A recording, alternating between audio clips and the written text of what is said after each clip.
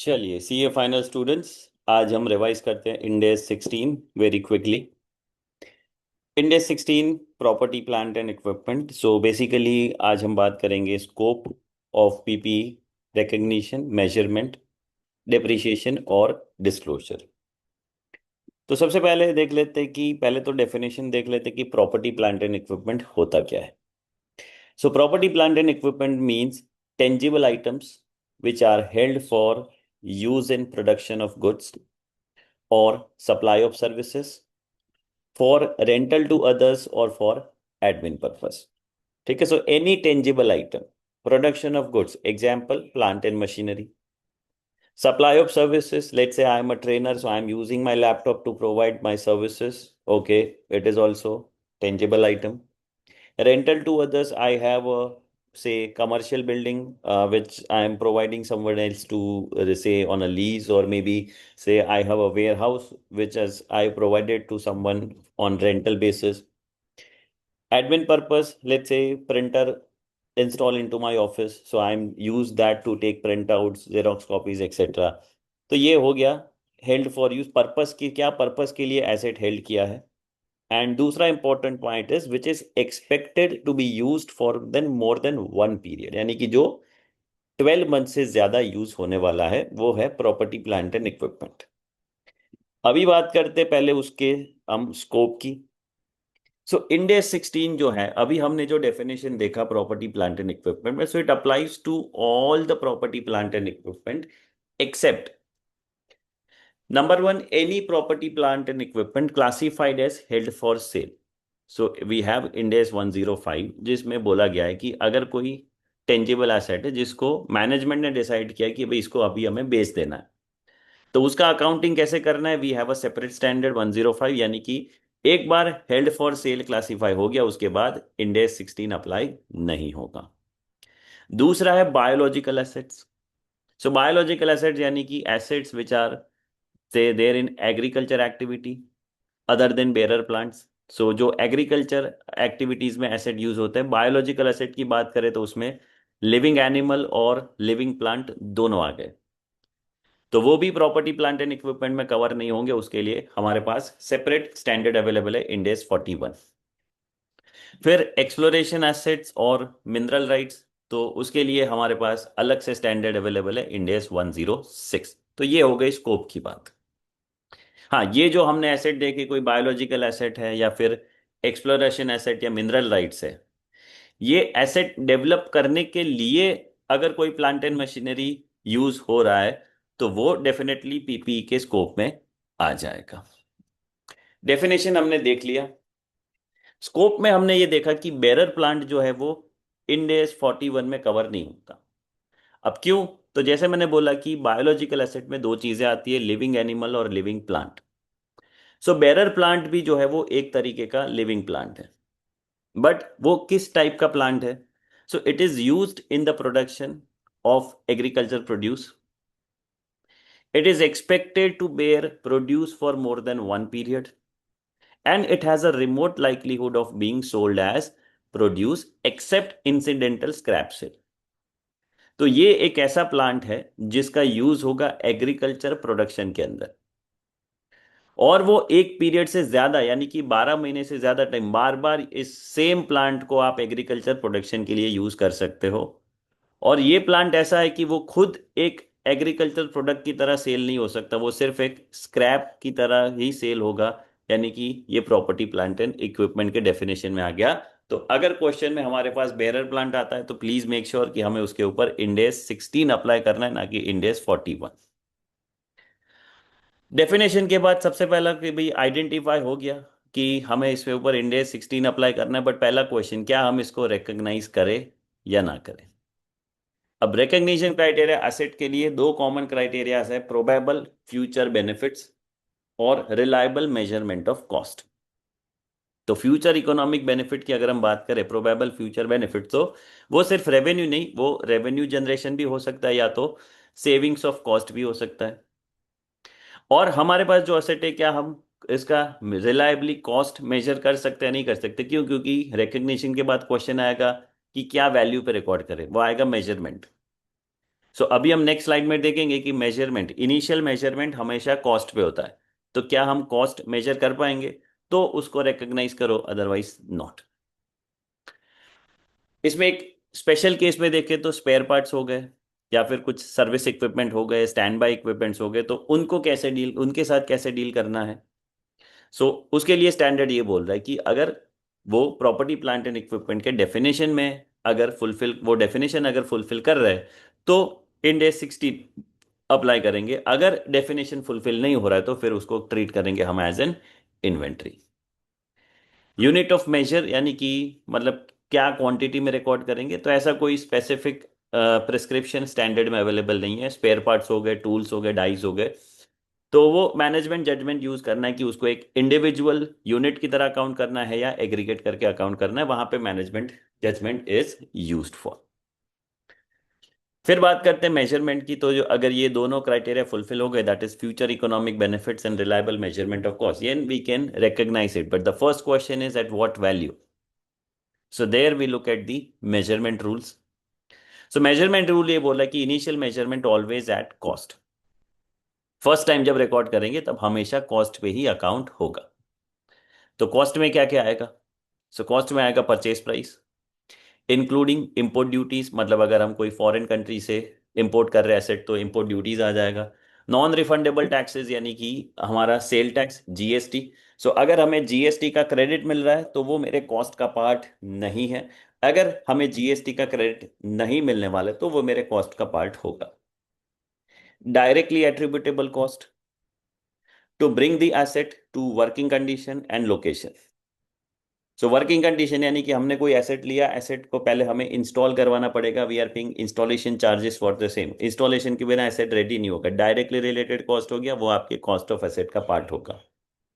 Transportation, तो हमें जहाँ पे मशीन इंस्टॉल करना है, लेट्स से हमारे फैक्ट्री में, so transportation till my factory, it is also directly related cost, it is part of your cost of asset. And dismantling और साइट रिस्टोरेशन कॉस्ट, सो वो भी, जैसे कि फॉर एग्जांपल कोई एक एसेट है, 5 साल का लाइफ है, अभी हमने इंस्टॉल किया, 5 साल के बाद जब उसका यूज़ खत्म हो जाएगा तो हमें उसको डिसमेंटल करना पड़ेगा। वो डिसमेंटलिंग के लिए भी हमारा कुछ कॉस्ट इनकर करना पड़ेगा।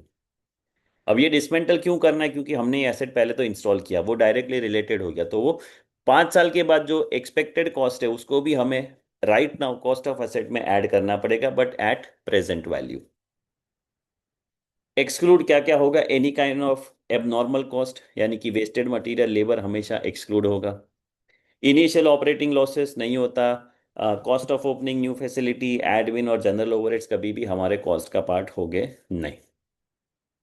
सेल्फ कंस्ट्रक्टेड एसेट की बात करें तो कॉस्ट ऑफ कंस्ट्रक्शन, उसमें अगर बोरोइंग कॉस्ट है तो subject to conditions of Ind AS 23 borrowing cost भी हमारे कॉस्ट ऑफ एसेट का पार्ट होगा।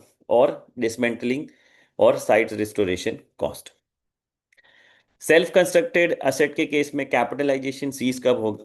So once the asset is in the location and condition to operate as management intends. So once asset is ready to use, जैसे management को use करना है वैस उस तरीके के यूज के लिए जब एसेट रेडी हो गया तब तक कैपिटलाइजेशन होगा, उसके बाद कैपिटलाइजेशन सीज हो जाएगा। तो कुछ स्पेशल केस में मेजरमेंट में, मतलब सीधा सीधा अगर कैश प्राइस है तो कोई दिक्कत नहीं है, बट अगर डेफर्ड पेमेंट होगा तो कॉस्ट कितना होगा? So where payment is deferred beyond normal credit terms, मतलब नॉर्मली आप देखो तो इंडस्ट्री में चलता है कि 1 महीने का क्रेडिट पीरियड दे दिया या फिर मैक्स 2 महीने का या 3 महीने का। अब वो नॉर्मल क्रेडिट टर्म है तो वहां पे डेफर पेमेंट नहीं हो रहा है, वो नॉर्मल इंडस्ट्री प्रैक्टिस है कि कुछ एक महीने या 2 महीने का क्रेडिट पीरियड दिया जाता है। बट ये जो नॉर्मल क्रेडिट टर्म है उससे ज्यादा पेमेंट डेफर है, यानी कि पेमेंट होने वाला है 1 साल के बाद, 2 साल के बाद, तो उसे हम कंसीडर करेंगे एज डेफर्ड पेमेंट। तो उस केस में कॉस्ट कितना? तो उस केस में हमें, हम जो पेमेंट करने वाले वो तो 2 साल के बाद करने वाले, मुझे एसेट रिकॉग्नाइज करना है आज, तो मुझे वो 2 साल के बाद हम जो पेमेंट करने वाले उसका निकालना पड़ेगा प्रेजेंट वैल्यू। दूसरा, अगर हमने कंसिडर लेकिन एक्सचेंज किया, बार्टर किया, तो एक्सचेंज ऑफ एसेट के केस में एसेट रिकॉग्नाइज होगा eight fair value. Fair value किसका? तो हम जो एसेट दे रहे हैं उसका फेयर वैल्यू कितना, that fair value is used. So measured at fair value unless the exchange lacks commercial substance. और fair value of neither asset is reliably measurable. तो यानी कि अगर ट्रांजेक्शन में कमर्शियल सब्सटेंस नहीं है, या तो दोनों जो एसेट एक्सचेंज हो रहे हैं उसमें से किसी का भी फेयर वैल्यू अवेलेबल नहीं है, तो उस केस में फिर हमें देखना पड़ेगा क्या करें, otherwise we will always measure the asset at fair value. If not at fair value then carrying amount of the asset given up. तो यहाँ पे एक एग्जांपल दिया हुआ है मैंने कि भाई कैश प्राइस 10 लाख है, पेमेंट टर्म्स है कि 2 साल के बाद पे करेंगे 11.5 लाख, तो 2 साल के बाद पे करेंगे 11.5 लाख करेंगे, आज पे करेंगे तो 10 लाख, तो अभी एसेट का कैपिटलाइजेशन होगा सिर्फ 10 लाख रुपए के ऊपर। जो एक्सेस पेमेंट हो रहा है 1,50,000, that is because for the 2 years period of time, कि 2 साल का टाइम मिल रहा है, तो वो इंटरेस्ट एक्सपेंस है, प्रॉफिट लॉस में जाएगा। एसेट का कॉस्ट होगा सिर्फ 10 लाख। सब्सिक्वेंट एक्सपेंस यानी कि एक बार जब एसेट रेडी टू यूज हो गया, पुट टू यूज हो गया, उसके बाद जो भी एक्सपेंस होगा उसे कहते हैं subsequent expense. So normal default rule ये है कि जब asset is put to use, उसके बाद जो भी एक्सपेंस होगा एसेट के ऊपर, उसे रेवेन्यू एक्सपेंस ट्रीट किया जाता है और उसे प्रॉफिट लॉस में रिकॉर्ड किया जाता है एज एन एक्सपेंस। बट उसमें कुछ एक्सेप्शन है। पहला है एनहांसमेंट। सो अगर सब्सीक्वेंट एक्सपेंस की वजह से एसेट के फ्यूचर इकोनॉमिक बेनिफिट्स में कोई एनहांसमेंट आ रहा है। अब एनहांसमेंट दो तरीके से आ सकता है, या तो एसेट का यूजफुल लाइफ बढ़ जाए, या तो एसेट का प्रोडक्शन कैपेसिटी बढ़ जाए।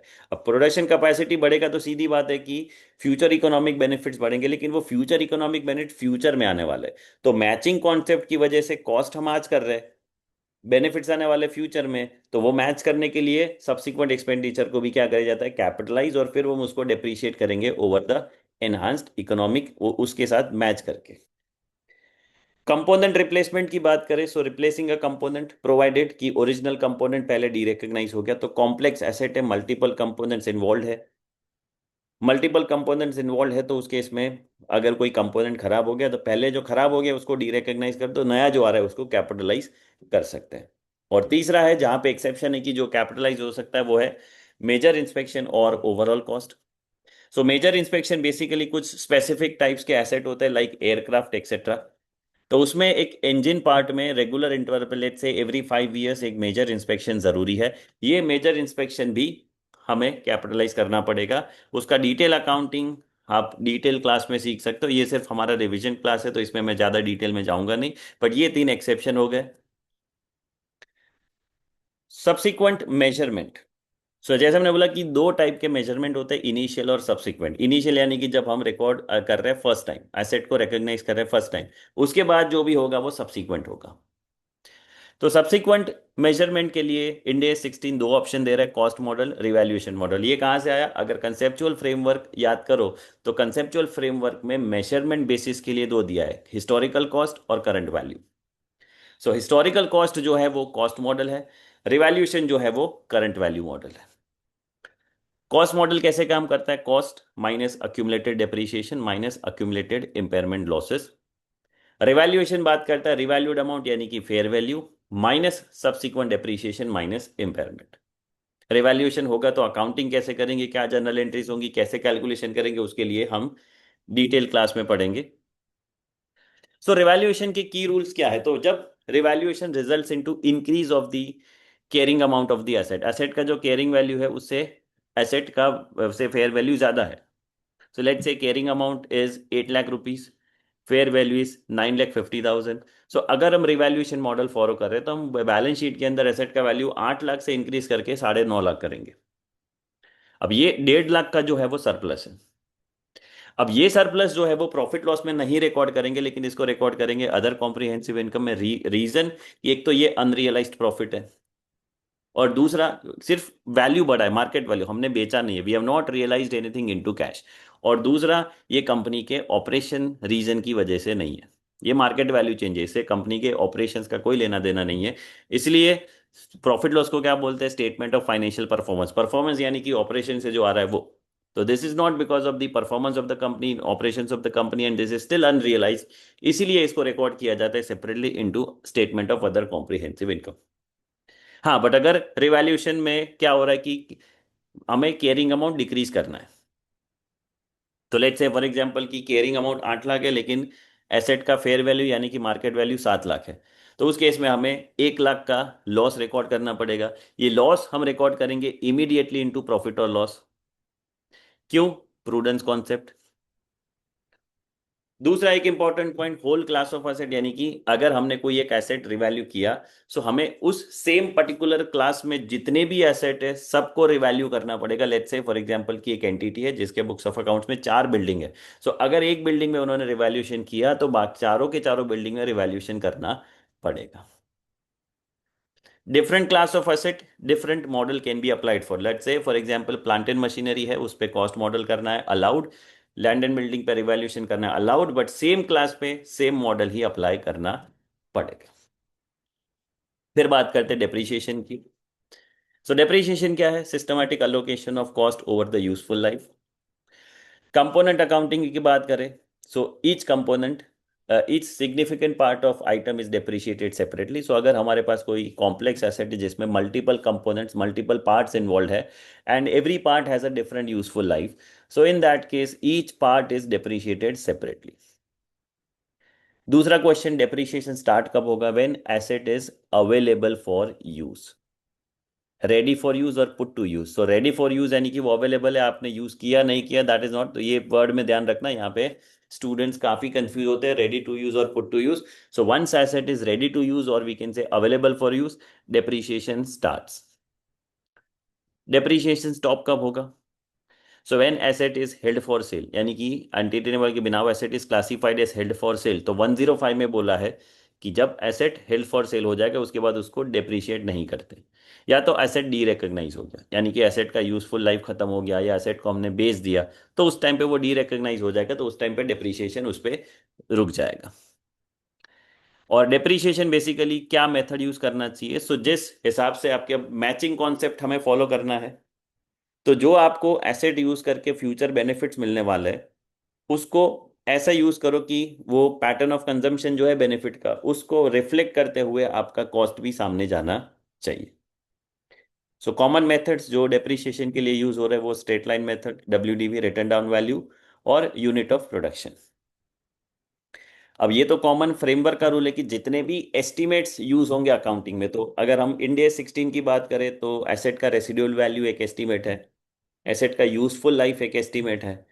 डेप्रीशिएशन मेथड जो हमने देखा कि method must reflect pattern of consumption of future benefit, जो जैसे फ्यूचर बेनिफिट होने वाले उसके साथ मैच करके हम डेप्रीशिएशन मेथड डिसाइड करते हैं, तो वो भी एक तरीके का एस्टीमेट है। तो जहां जहां भी फाइनेंशियल स्टेटमेंट में एस्टीमेट यूज हो रहा है, वो एटलीस्ट एनुअली वो एस्टीमेट सारे टेस्ट होने चाहिए, रिव्यू करने पड़ेंगे। रिव्यू होने के बाद अगर कोई एस्टीमेट में चेंजेस है तो वो चेंजेस भी हमें अकाउंट करना पड़ेगा, but annual review of estimate is mandatory. Last में डी रिकग्निशन की बात करें, सो डिस्पोजल, यानी कि इस एसेट का सेल हो गया, या तो जब future economic benefits are not expected, यानी कि एसेट का लाइफ खत्म हो गया, तो डी रिकग्नाइज हो जाएगा। उस केस में अगर हमें एसेट बेचा तो सेल प्राइस आ जाएगा। अगर एसेट खत्म हो गया, हमने स्क्रैप में दिया, तो कुछ कंसिडरेशन आ गया। So what ever consideration received that is compared with the carrying amount, जो भी डिफरेंशियल अमाउंट होगा वो गेन या लॉस स्टेटमेंट ऑफ प्रॉफिट और लॉस में जाएगा। इम्पेयरमेंट की बात करें, सो इम्पेयरमेंट यानी कि reduction in the value of asset, उसके लिए हमारे पास सेपरेट स्टैंडर्ड है, इंड एस 36।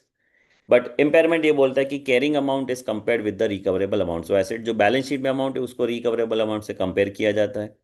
अगर रिकवरेबल अमाउंट है कम है, जो हमारा कैरिंग वैल्यू 100 है लेकिन उससे रिकवर हम 80 ही कर सकते हैं, तो उसमें हमें 20 का इम्पेयरमेंट लॉस रिकॉर्ड करना पड़ेगा। बट इम्पेयरमेंट के केस में अगर हमें कोई थर्ड पार्टी कॉम्पनसेशन मिल रहा है तो उसको भी हम रिकॉर्ड करेंगे into statement of profit loss as an income. ठीक है, तो जैसे मेरा कोई एसेट डैमेज हो गया, मेरे पास इंश्योरेंस क्लेम है, तो एसेट डैमेज हो गया तो मैं प्रॉफिट लॉस में लॉस रिकॉर्ड करूंगा। बट उसके सामने मैंने इंश्योरेंस पॉलिसी ले रखा है, तो इंश्योरेंस पॉलिसी, इंश्योरेंस कंपनी से मेरे पास कॉम्पनसेशन आया, तो वो मेरा इनकम हो जाएगा। ऑफकोर्स वो मेरा रेवेन्यू नहीं है, that will be recorded as a part of other income. और लास्ट में डिस्क्लोजर की बात करें, सो डिस्क्लोजर में which measurement we have used, cost और रिवैल्यूएशन। सो अगर अलग अलग क्लास के लिए अलग अलग मेजरमेंट है तो उसका डिटेल डिस्क्लोजर देना पड़ेगा।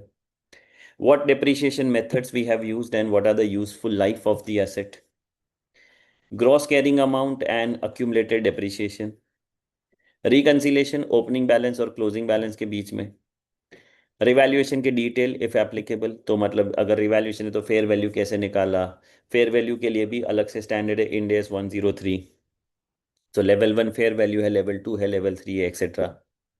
रिस्ट्रिक्शन ऑन टाइटल और प्लेस्ड एसेट, यानी कि अगर हमने कोई एसेट हाइपोथिकेशन में दिया as a security against the funds borrowed, तो उसमें कुछ रिस्ट्रिक्शंस होंगे, तो वो डिस्क्लोजर भी जरूरी है। And if there are any contractual commitment to acquire property plant and equipment. Accounting standard की बात करें, एएस, तो एएस 10 हम फॉलो करते थे लिस्टेड कंपनीज के लिए, इंड एस 16 की डिफरेंसेस क्या है? सो कंपोनेंट अकाउंटिंग जो हमने बोला वो कंपलसरी हो गया इंड एस 16 में। Revaluation model and surplus recognition, difference है दोनों में। Dismantling cost included into cost. Annual review compulsory है रेसिडुअल वैल्यू का और डिप्रिसिएशन मेथड का, लाइफ का, एक्सेट्रा। और bearer plant, as 10 bearer plant को अप्लाई नहीं होता था, बेरर प्लांट के अंदर इंडेस 16 अप्लाई होता है। तो ये की डिफरेंस कुछ हो गए एएस 10 और इंडेस 16 के। अब इंडेस 16 जो है वो बना है आईएस 16 जो इंटरनेशनल स्टैंडर्ड है। दोनों में क्या फर्क है? So net proceeds from items produced during testing are deducted from the cost of property, plant and equipment, whereas IS 16 prohibits such deduction. तो let's say for example कि अगर हमारा कोई अंडर कंस्ट्रक्शन साइट है तो वो सेल्फ कंस्ट्रक्टेड एसेट हो गया। तो अंडर कंस्ट्रक्शन साइट में हमने टेम्पररी जो प्लॉट ऑफ लैंड है उसको एज अ पार्किंग यूज किया। अब पार्किंग का हमारे पास फीस आ रहा है, तो ये कुछ, तो ये हो गया कि भाई नेट प्रोसीज की भी टेस्ट, ये टेस्टिंग फेज चल रहा है। ठीक है, तो ये प्रॉपर्टी प्लांट एंड इक्विपमेंट से डिडक्ट करें या फिर उसको सेपरेटली रिकॉर्ड करें as an income.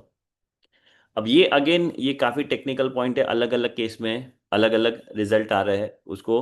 But IS 16 clearly बोल रहा है कि इसको हम कभी भी कॉस्ट ऑफ एसेट से डिडक्ट नहीं करेंगे। इंड 16 के हिसाब से अपेंडिक्स में अलग अलग ट्रीटमेंट है केस स्पेसिफिक। ठीक है, सो अगर ये जैसे टेम्पररी हो गया उसका मेरा, जैसे मैंने बोला कि पार्किंग फीस हमने रिसीव किया, ठीक है, तो उस केस में it has nothing to do with my construction of building, तो उस केस में उसको हम सेपरेटली रिकॉर्ड करेंगे एज इनकम। लेकिन अगर मेरा कोई मशीनरी चल रहा है और मैं मशीनरी पे, मतलब वो उससे मेरा प्रोडक्शन होने वाला है, तो वो प्रोडक्शन में मैंने टेस्टिंग किया, वो टेस्टिंग के जो यूनिट बने वो मैंने बेचा, तो वो टेस्टिंग से ही पता चलेगा कि मेरा मशीन सक्सेसफुली कंस्ट्रक्ट हुआ या नहीं हुआ।